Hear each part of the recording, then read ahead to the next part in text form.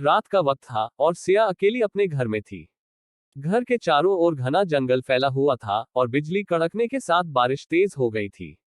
अचानक उसे घर के बाहर किसी के चलने की आवाज सुनाई दी।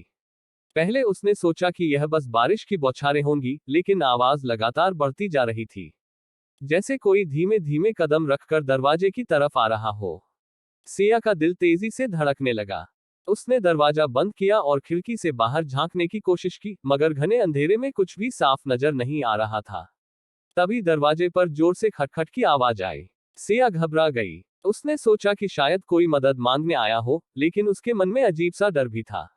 उसने साहस जुटाया और दरवाजे के पास जाकर पूछा, कौन है? कोई जवाब नहीं आया, पर खटखटाहट और तेज हो गई। सिया ने झिझकते हुए दरवाजा थोड़ा सा खोला।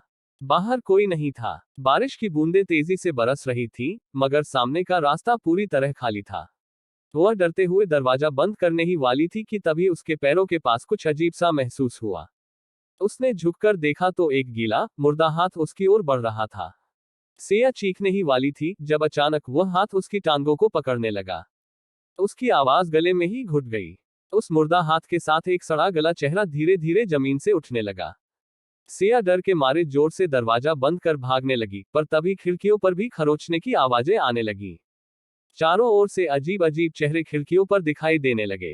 अब सिया को समझ आ चुका था कि वह अकेली नहीं है, और वह जो भी है उसे जिंदा नहीं छोड़ेंगे।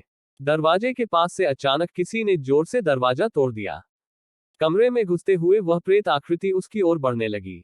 उसकी आंखें लाल थीं और चेहरा इतना भयानक था कि सिया की चीख भी अब बाहर नहीं निकल पा रही थी। उसका अंत अब करीब था।